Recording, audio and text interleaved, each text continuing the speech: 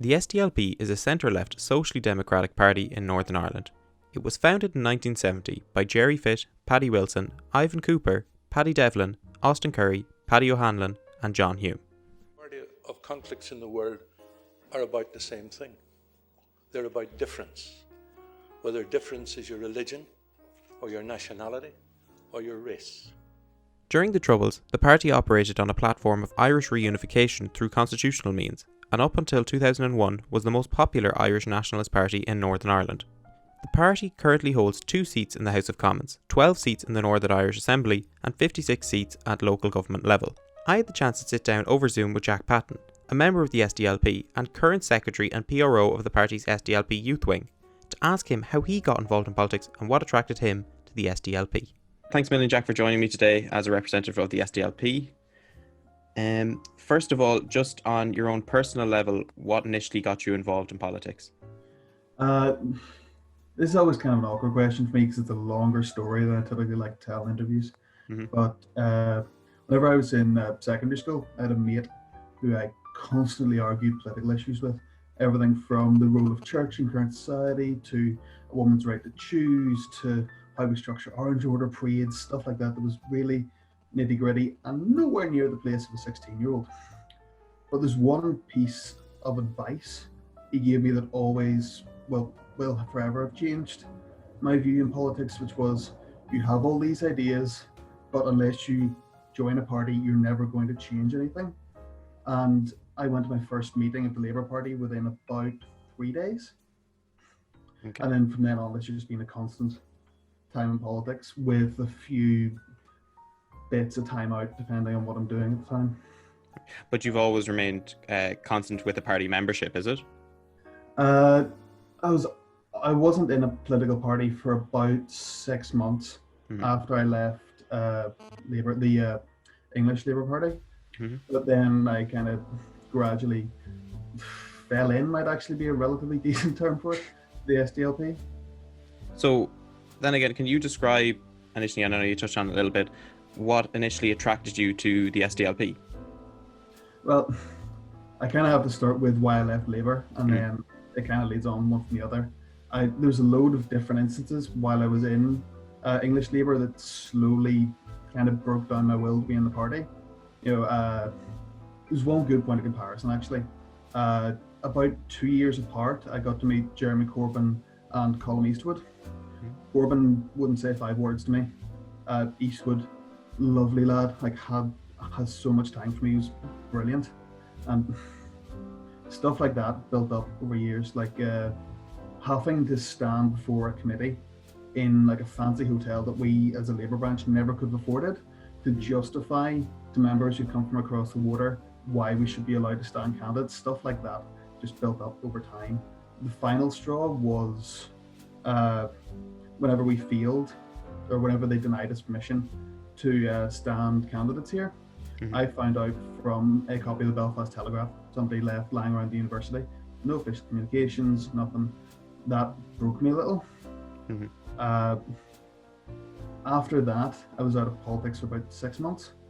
A friend of mine, a guy named Adam Gallen, was running for council. I'd known him from my time in Labour, wonderful lad, got kicked out of the party for helping somebody stand as a candidate about a year before I left. He was running to be an SDLP councillor and working on his campaign, knocking people's doors, seeing how much time people have for the SDLP, even ones that don't agree with us, who will talk to you and then give you a second preference vote or kind of go through your ideas and really engage with what you're saying, really inspired me to join the party. And then obviously stuff like the legacy of Mallon and Hume, coming from a traditionally unionist background and seeing, I was converted to the idea of United Ireland kind of over time with my experiences in Labour and stuff like this. And that kind of ideas that Hume put forward, the idea of uniting people before we unite the country, really reaching across divides to make sure it's workable, to make sure it lasts, because I want there to be a United Ireland in my lifetime, but I want it to last past my grandchildren. I don't want it to be a flash in the pan that falls to fire, and stuff like that's why I'm in the party now. And Eastwood and the rest of our leadership team are young, dynamic, they're truly inspiring. But looking back at that legacy as well really drew me into the party. Touching on that a little bit before I get into my next question, Yeah. it kind of more touches on a broader issue that I'd like to mention, is that whenever I experience politics in Northern Ireland, being from the south, it's always because in some ways you forget that it's part of the same island, and it's so different when you go up the north because it is such a different realm of politics. But do you find that it would go a lot smoother if parties from both the south of Ireland and then parties in the UK were more willing to help those parties in the north, or do you think it's something that those parties need to work on themselves? I think it depends so much on the party. Like, something I very much found when I was in Labour is people, Middle England, London, even like Scotland, didn't understand here. Like, it is kind of weird and kind of awkward from our voting system to our parliamentary system to the way our politics are divided. They just didn't get it. And if they're not willing to understand and engage, there's no point in trying to get involved. Because once they do that, then yes, brilliant. We're more than happy to have you joining us. But if you don't get it, there's not much point. Yeah, that actually rings quite true, because I remember I had the pleasure of meeting an SDLP councillor, Seamus. I think it's Defuege, is that how you say his name? Yeah. And because we asked him before about what he thought about parties like Fine Gael and Fianna Fáil possibly running in the north, and he put forward a very similar argument to yourself, with like that they just don't really truly understand the history of the context of Northern Ireland. So yeah, that is very true. And while I agree on the whole United Ireland platform that at particular points, I'm not sure if even still party policy for Fine Gael have put across, the politics here are so different inside.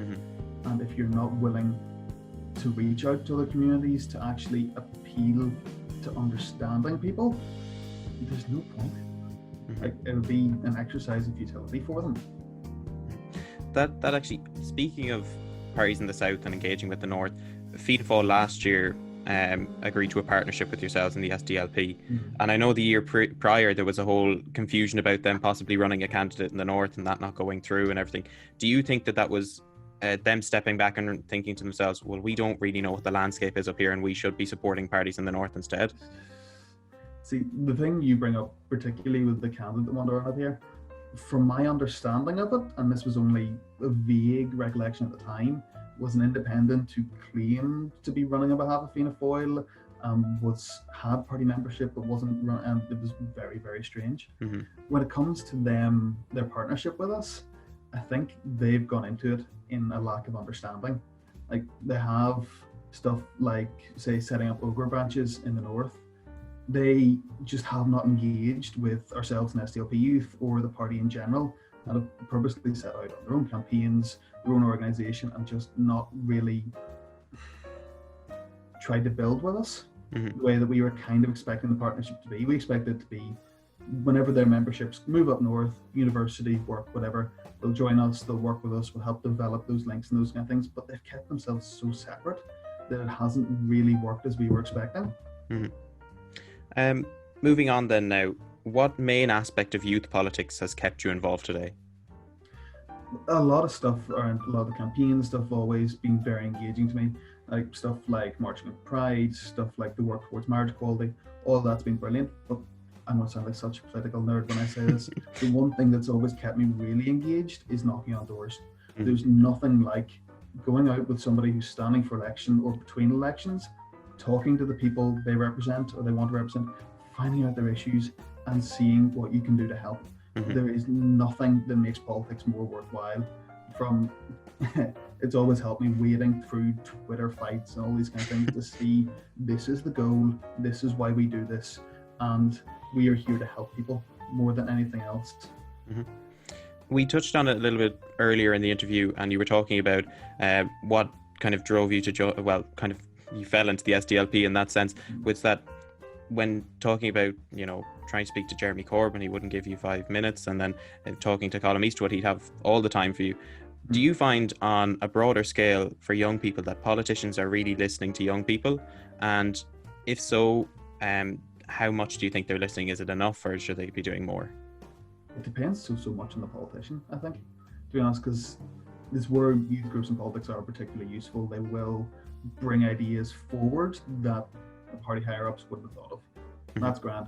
that's brilliant. But it'll depend so much on the politician. Like our campaign in Derry on the coal screening plant had loads of engagement from our local reps because they're willing to listen to the youth group, and they've done so brilliantly, going out helping them campaign, giving them guidance on, like, most of them that were doing it were pretty new activists, just taking them around doors, showing them how to do it, stuff like that's brilliant. When it comes to listening to us, it depends so much. Like a lot of our MLAs are brilliant. Some of the ones I've seen in the other parties can, it depends so much on their grounding, their background, how much they're actually willing to go out and talk to younger people, or how much they want to live in the Stormont bubble. Yeah. One of the things we always see younger people initially getting involved in politics is through much broader issues that don't really have party lines. So, like, particularly in the South, we had a marriage equality referendum in 2015 and the repeal of the 8th in 2018. Do you think, especially from a northern perspective, is there anything in the future that young people can really rally behind that'll get them involved in politics without it being party affiliated? This is going to sound so weird, but whenever there is a referendum on Irish unity, I would love it to be far more apolitical than it looks like it's going to be. Something that people can talk about and actually engage with without being tied to a party background. Maybe that's idealism, but I would love for something like that to happen. When it comes to other ongoing issues and things like this, there's so many issues. Stuff like climate change that we've seen with the protests, Derry, Belfast, all these kind of ones, stuff like Black Lives Matter, where we've seen people from minority communities putting their voices forward, and our activists and all activists getting out to help them, and has really brought more people into politics that aren't from the traditional kind of, my father's father's father was a councillor, therefore I am an MLA, Yeah, for sure. My final question then to you on a personal note is, where do you see yourself going in the future of youth politics and in politics as a whole? As much as it sounds odd, I'm not 100% sure if I'll ever stand for a position. I probably will. I think it's the best way to make use of what I've learned and kind of the experience I've built up in youth politics and in general in helping people. Short term, what I'd love to do is work in some kind of political advisory role or something for the trade unions. Stuff like RCN are running a campaign at the moment to increase nurses' pay by 12.5%. Like, campaigning around that, organising around that, creating media strategies would be brilliant and so rewarding. We'll see if I get there. Still got 2 years of degree left. Perfect. Thanks a million, Jack, for that. That's been brilliant. Not a worry at all. It's been a pleasure talking to you.